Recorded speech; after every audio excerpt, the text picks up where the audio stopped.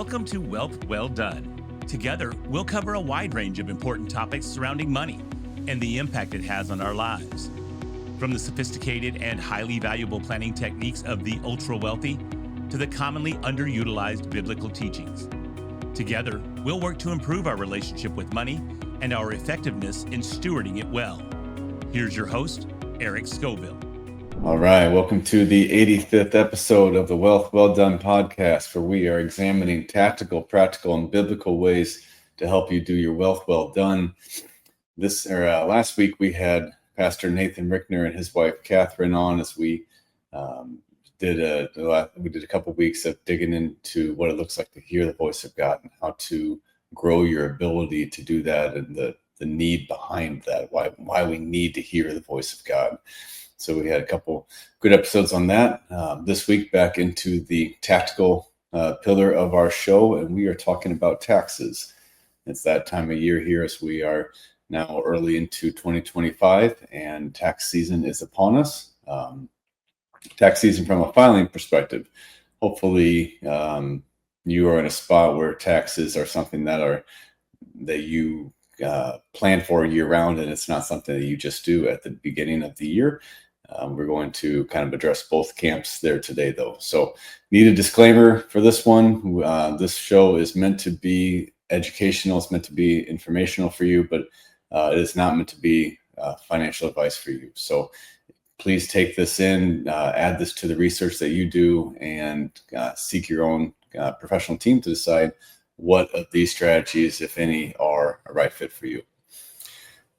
That said, if we look at this time of year here, this is where people begin to start out with good intentions. This is the year I'm going to be organized. I'm going to get all my information over to the CPA early and get taxes done early. And most people wind up not doing that. You just ask your CPA how many people don't start getting them their documents until mid-March, and you'll realize just how much we as a group procrastinate.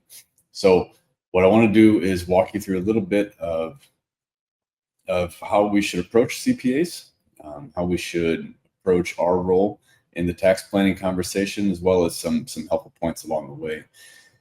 If you are one who does your own taxes, or you're trying to decide when's the right time to use the CPA, I would certainly recommend that most business owners are going to be using a CPA anyways, especially if you've got many employees. But the premise for you doing your own taxes really has to do a lot with the compliance risk. The more money you make, the more type of red flags that you have or yellow flags that you have on your taxes, the more likely you'd be a target for an audit, and you'd want to have a CPA doing your taxes for you.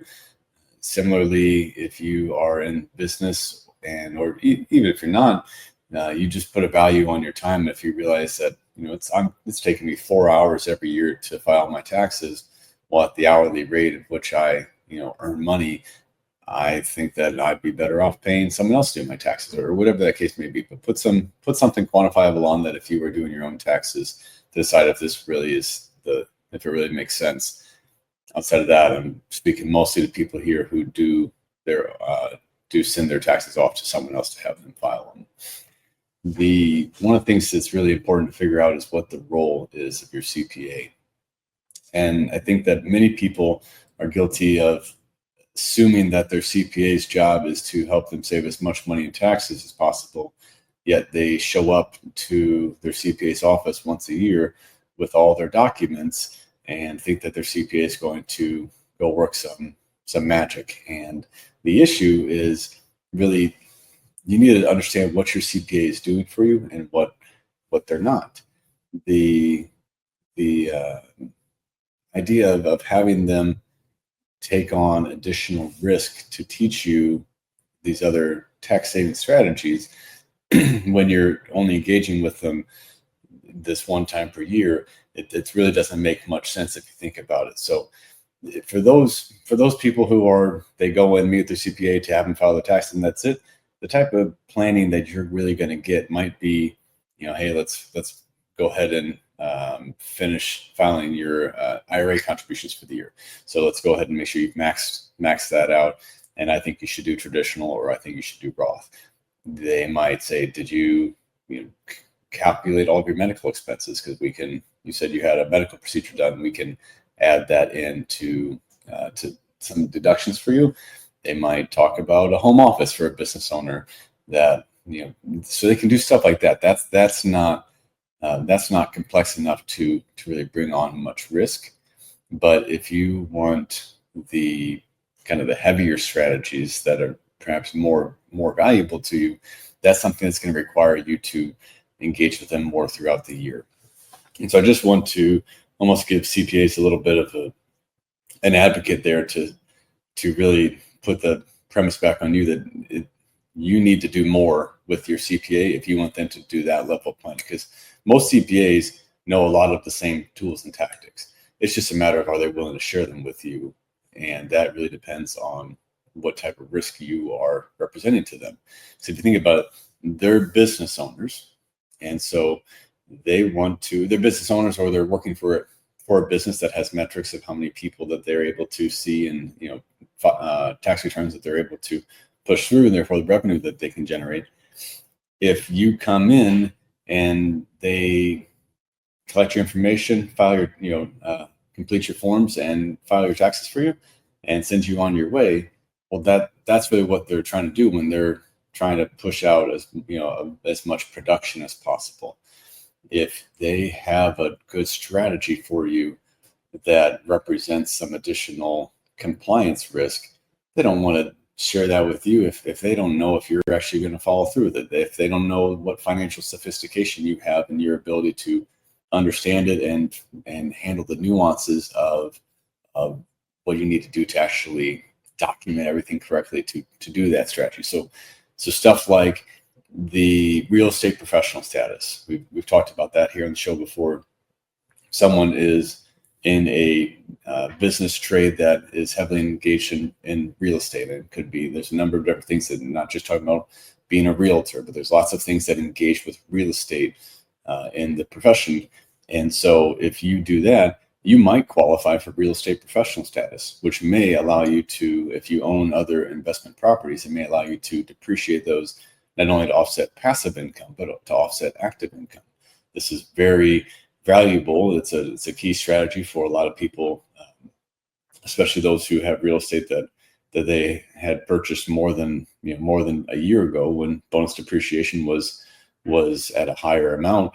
And this might be coming back up as bonus depreciation is back on the table for being totally reinstated. If that happens, the people who can claim real estate professional status, which is basically it's about a number of hours that you spend working inside your professional trade there that pertains to real estate.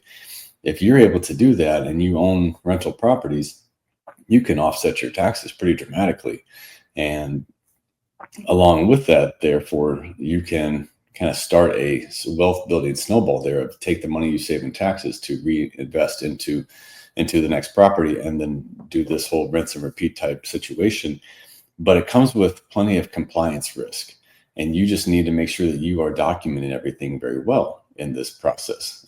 They don't require your documentation for you to file this.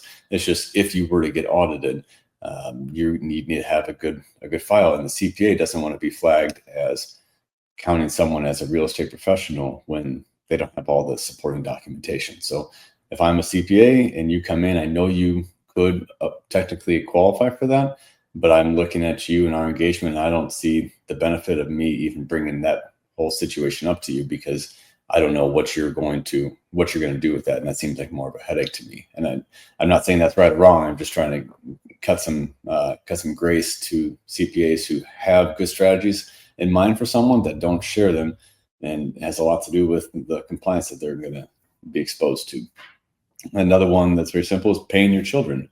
For business owners whose children either are engaged in the business or could be engaged in the business, one that we see people use a lot is they pay their children for modeling for Facebook ads, or not ads, but just their Facebook posts. When they make a post about their business and it gets 20 likes, but when they add a picture of their kids into it and it gets 250 likes, well, that increases the algorithms, the way the algorithm likes their posts, and therefore there is a value being given to the business by those children. The children can get paid for that.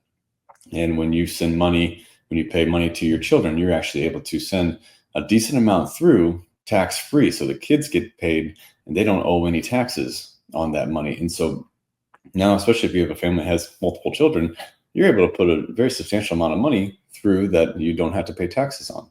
Again, requires documentation, requires someone to make sure that they're not just abusing this and lying about it. Therefore, again, a CPA wouldn't likely want to recommend that strategy if they don't know that they can trust your ability to do it ethically and fully document it. Another good one here is the Augusta Rule. I think we've talked about this on the show here too, but the Augusta Rule states that you're allowed to rent your house out up to 14 days per year without paying taxes on the income that you earn from that. And so you still recording your taxes, but you don't actually owe any taxes on that income that you make when you rent your house out 14 days per year. That's good in and of itself, but especially to a business owner who uses their home for business, that you can then rent your house out.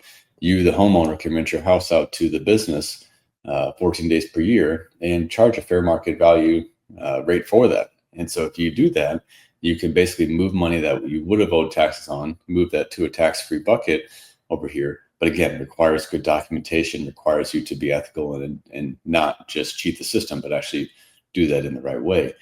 I use it. It's a very valuable tool, but needs to be done correctly. And so a CPA is not likely to recommend that to someone unless they trust that they're going to be a good steward with that information and actually follow through all the way with that. So we often think of ourselves here at Storehouse is CPA maximizers, not because we have all the answers that the CPAs don't. That's not the case at all. But really, we're trying to give CPAs the permission to give their best strategies to the client because they know that we're going to help them follow through with it on the back end. We're also trying to make sure that these clients pay a little bit more to engage their CPAs in planning services, and that planning type service is really key there, which isn't done when the CPA, between February and April, when they are, pumping out 100 hours a week worth of tax returns. That's not the right time to start the planning process. So now that we've established a little bit of what your CPA's role actually is, I'm going to talk about more of what you need to be doing to get ready for taxes. The most important thing is getting organized and getting all of the information over to your CPA. Typically these days, most accounting firms are going to have a link that you can upload the information rather than email it to them.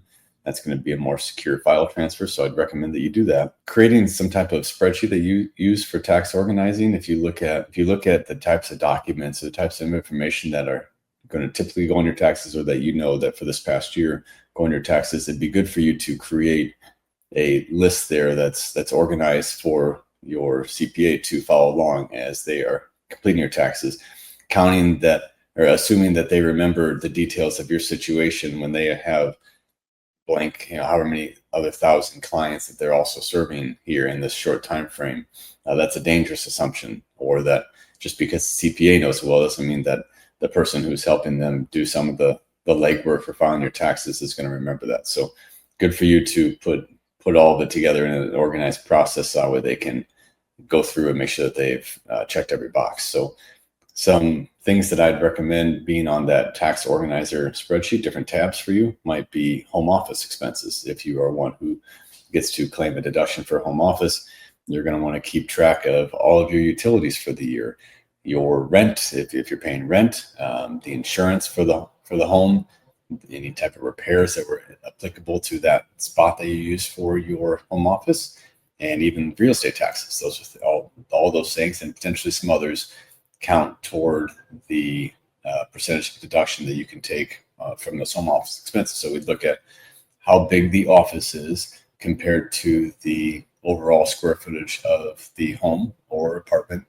and you're going to then add up all the expenses that apply to that home and divide that evenly as a percentage of what should apply to the home office there.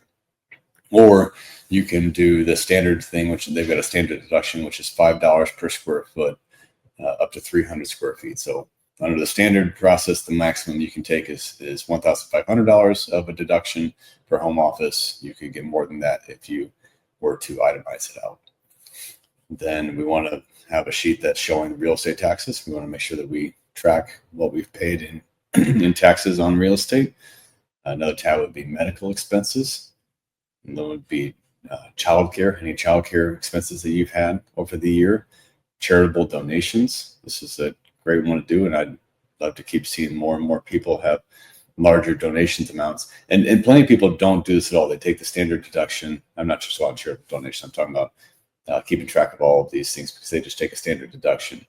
But obviously, as income goes up and expenses go up, and hopefully as giving goes up as well, then you're going to go beyond the standard deduction amount. Therefore, itemizing your taxes becomes worth it for you. So we also have mortgage interest that you have paid for the year, and that's something that will come to the mortgage company will send you a statement with that. Any quarterly payments you've made along the way, I want to make sure that that's all documented. Year-end investment statements. So if you have a brokerage account, that's going to show any capital gains or losses you've had along the way, as well as any contributions you've made into an account, into an IRA especially. On that note, we want to make sure that all IRA contributions or any type of Roth conversions, that is documented there for your CPA. And be also good to have an income tab that's just going to show any W-2 or 1099 income. If you have any 1099 INT income, the interest that you're earning from banks or K-1s, you'd like to make a list of that. K-1s are notoriously difficult. They're supposed to be in by mid-March, but that often doesn't happen by that deadline. And so it's good for you to make a list of every K-1 that you should be receiving and have that in that tax organizer spreadsheet. So this is just a spreadsheet you're going to take for 2024. You'll use it again 2025 and on, just continue to modify that. But it's just something that is a kind of a checklist for you of all the documents that you need to be collecting. And as you get the data, you can start filling it in to make it easier for your CPA, which is going to save them time and therefore you money for the expense of filing your taxes, but also to make sure that there's nothing that you've missed. Obviously, business owners are going to have all of their business expenses.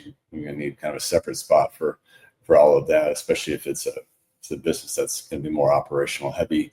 Those of you who have quite a few employees, obviously you're working with your CPAs year round. They're typically managing your books on your behalf anyway. So I would just be encouraging you to get in early, get all the documentation in early, and get on the front of the line to get this done. Obviously from that perspective, the sooner you know really where you're at and you still have time to get any money put together to pay those taxes there before the deadline, that's the more time you have for that, the better. Another thing we want to think about is how to help your CPA when it comes to doing planning, and whether you are meeting with them in June and again in September to prepare for the making tax plans for the year, or if you're just going in there the one time in March to meet with them and that's it. Helping your CPA know what type of life events that you've had happen will help them do a better job for you. Again, whether they get all year to plan with you or just right there in the moment. So life events that could make a difference. Marriages, having any new babies, new children come in, inheritances. If you have switched jobs, that's important for them to be aware of. If you're selling a business, I sure hope that you've already talked to your CPA and they're well engaged in that long ahead of time. But if you're selling any type of property, whether this is your primary home or any other vacation or investment property, if you've made any transactions there, that's something we want to make sure that you talk to your CPA about. Same thing with any private investments. Obviously, if we mentioned that on your brokerage statements or an investment account statements, it's going to say on there, if you get a year-end statement, it's going to say on there what transactions you've had throughout the year, what is the net capital gain or loss that you've had. But if you have private investments, K1s and other things that have that aren't going to show up there, and we want to just make sure that you've made note of that, of any type of taxable event. So any sale that's happened with that, or any income that you've been receiving from those dividends that you've been receiving. We want to make sure that we have that all calculated as well. Side note there is not all income is treated the same. And so it's important that you understand in those type of private investments, is this income technically considered a return of capital? Is this income that is paying me an interest rate on debt that I have? If you've got some type of debt instrument that you have made a loan for, or is this an actual dividend that's being paid out as well? And you've already had your capital returned or not. So those things, those are very important pieces of information. And if you just tell your CPA that you made, that this investment paid me $25,000 this year, but you don't tell them that that was a return of capital, then you're going to likely have $25,000 of income added to your total income for the year, rather than that it's no taxes owed, because it's just a return of your existing capital there. And so those are important things. The more details you can give your CPA, the better equipped they are to get you the most accurate taxable, the effective tax rate. Another thing let's hit that for a second. I just mentioned effective tax rate.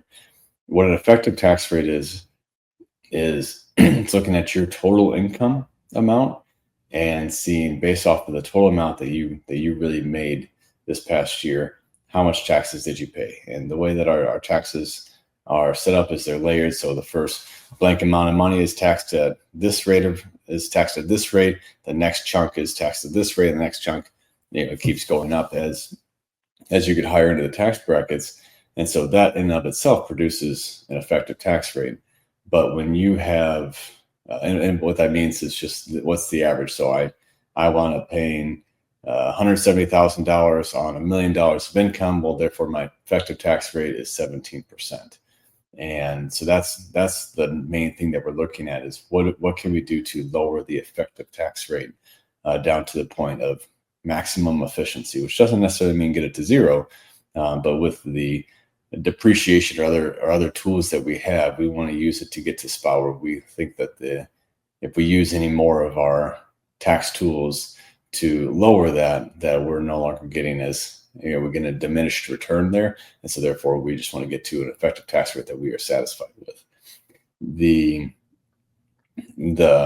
idea is, or the goal would be that even if you are paying in the 40% bracket with your income, but if your income's high enough that we've been able to get most of that deducted, then even if the last portion of your income is still being taxed at the 40% bracket, the effective tax rate is significantly lower. So that's what that effective tax rate means, and that's the goal, is to try to find that right balance of how much of your taxes you can find ways that you partner with the government and their objectives, which is what they have in the tax code. The tax code is many thousands of pages long, and it says in the beginning that all income is taxable, and all of the rest of those pages, and this is Tom Wheelwright, I don't take credit for this idea, but Tom Wheelwright says then that basically the rest of the tax code is then there for you to understand different ways that you can partner with the objectives of the United States government, and therefore get tax incentives to do so. And so that's what you're doing. When you get that real estate professional status, they have put that out there. They want to see people in real estate keep the value of real estate up, and so therefore they've given tax incentives to do so. Same thing with energy. We mentioned before here that often you'll see oil and gas investments that have very significant depreciation opportunities inside them. And the reason that they do that is because they want to incentivize you to direct your investments into those opportunities. Okay, sorry for the side note tangent there on effective tax rate. The other thing to really let your CPA know about is honestly, this one is, if you're stepping into becoming a steward, if you are engaging more with your church or with other charities, and you plan to continue, you either gave more this year or you plan to continue to give more into the future, that's a great thing to be talking to your CPA about. That way they know what's coming down the pipeline, and they can then make some recommendations based on that. Because if we think your income is going to be higher next year than it is this year, then we will maybe save some of the tax savings we could have had this year to apply it next year, because you're going to save money from the 40% bracket instead of saving money from the 24% bracket. And so again, driving that effective tax rate, not just in 1 year, but when you have the right type of relationship in place that's looking at this in a multi-year process, instead of just how do they win the best favor from you over a 1 year period, then that's what we're looking at, is what is the best long-term decision for you to be making. So understanding if your income is going to be higher or lower next year is a great thing to, and not only next year, but in the next handful of years, that's a really great thing to be communicating with your CPA as well. The things that, simple things that they might do is IRA contributions or Roth conversions would be things that they would be considering. Recommending 401k contributions would be in that realm. For business owners, maybe doing year-end bonuses into the 401k, whether it's a 401k that's heavily weighted by you, or if you have a larger group of employees that you want to do some optional bonuses into that as well. The other thing that a CPA may recommend, once they understand that your income is likely to be higher or lower over the next handful of years, is how they take losses. And when do they show gains? Depending on the situation, they do have some control over that, and you have some control over that. And so if we can figure out that would be more effective for you in a different year than this year, then that's something else that comes into play. So again, my hope is that you are engaging with your CPA more than just this once a year. And if you're not, ask them when you're there with them. Ask, if I came and met with you in June this coming year and paid you for the time, what other strategies would you be giving me? I know this isn't going to apply for 2024 here, but looking ahead for 2025, if you knew that I was going to be diligent with whatever you gave me, I could do the research and follow through, what other strategies would you be recommending? That's a great question for you to be asking them, and then get more information out of them. And again, help them to not just pile through you like they do many other people. No shame toward them for that. They're running a business. This is when they go make hay, and so they're going to do that. But if you can show them that you're going to be someone who is going to take what they say and be a good steward with that information, then you might find that they have more for you than what you're doing. And as children of God, we are called to be innocent as doves, but shrewd as serpents. And Jesus commends those who are shrewd, and wonders why the children of the light, us, why we aren't as shrewd as the people of this world we're supposed to be. And so part of that means if the government is not being a good steward of God's assets and the assets that he's entrusted to you, then they aren't the ones that you should be trying to give that money to.